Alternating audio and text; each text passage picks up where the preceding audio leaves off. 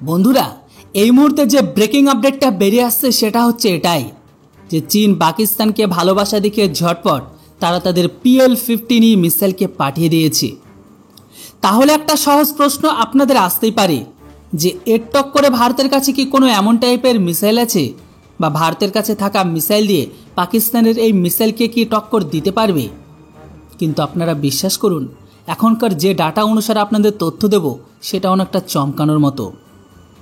সবার প্রথমে পাকিস্তান তাদের এই PL-15 মিসাইলের ব্যবহার সেটিকে শুধু তাদের চীনের ফাইটার জেটই ব্যবহার করতে পারবে। পাকিস্তানের কাছে থাকা চীনের JF-17 আর জেট-10 মজুদ আছে।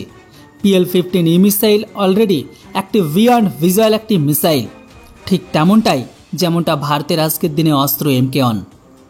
তো এখানে আবার আমাদের অস্ত্র MK-1 মিসাইলের রেঞ্জ যেখানে 110 কিলোমিটার, তো সেখানে আবার PL-15 মিসাইলটির রেঞ্জ সেটা আবার 200 কিলোমিটার। তবে এখানে ভারতের চিন্তা করার বিষয় এখন এটাই যে ভারতের সুখোই ফাইটার জেটের কাছে হোক বা তেজস ফাইটার জেটের কাছে এই PL-15 রেঞ্জের মতো কোনো মিসাইল নেই।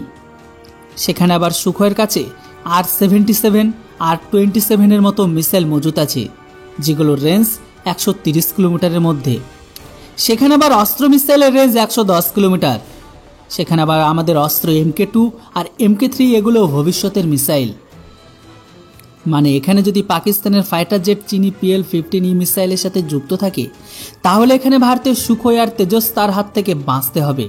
না হলে ভারতের পাইলটকে যুদ্ধের যে কৌশলগত কিছু পদক্ষেপ আছে সেগুলোকে নিতে হবে।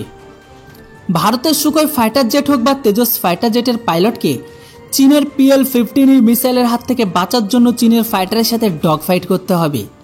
সুখোই হোক বা তেজস দুজনের কাছে কিন্তু পাইথন 5 এর মতো মিসাইল আছে। এছাড়া আছে অ্যাসরাম R-73 মিসাইলের সাথে যুক্ত। আর এই সমস্ত মিসাইলগুলোকে ব্যবহার করে ভারতের সুখোই ফাইটার জেটের পাইলট হোক বা তেজসের পাইলট হাওয়াতে চীনের PL-15 এই সমস্ত মিসাইলকে নষ্ট করতে হবে। আর এটা করাতে ভারতের পাইলট তো মহারতকে হাসিল করেছে। তবে এরই মাঝে আসতে হবে কিন্তু ভারতের রাফালকে, কেননা আমাদের রাফালের কাছে পাকিস্তানের চীনের থেকে পাওয়া PL-15 মিসাইলের তাগড়া জবাব আছে। কেননা রাফেলের কাছে রামজেট প্রোপালশন চালিত মিটিওর মিসাইল যুক্ত আছে। আর এই মিটিওর লং রেঞ্জ হাওয়াই থেকে হাওয়ায় মারতে সক্ষম বিশ্বের 1 নম্বর মিসাইল, যেখানে চীনের PL-15 মিসাইল মিস হতে পারে কিন্তু মিটিওর কখনো মিস করবে না। এই জন্য পশ্চিমা দেশের প্রায় সকল বায়ুসেনাই এই মিসাইলটিকে ব্যবহার করে আজ। সেখানে আবার মিটিওর মিসাইল চীনের PL-15 থেকে 1 গুণ নয় বরং কয়েক গুণ আগে আছে। ভারতের মিসাইল যদি চীনের ফাইটার জেটকে টার্গেট লক করে মিসাইলকে ছেড়ে দেয়, তাহলে পাকিস্তানি ফাইটার জেটে মিসাইলকে পিছনে ছাড়ানো অসম্ভব ব্যাপার। মানে আমাদের রাফেল ফাইটার জেট চীনের থেকে নেওয়া PL-15 মিসাইলকে খুব সহজে ধ্বংস করে দেবে। এমত অবস্থায় পাকিস্তান ফাইটার জেটে চীনের থেকে পাওয়া PL-15 মিসাইল পেয়েছে, মানে তারা কোনো বড় কিছুকে অর্জন করতে পারেনি, যেটার কাট এমনকি এর থেকে অ্যাডভান্স ভারতের কাছে মজুদ আছে।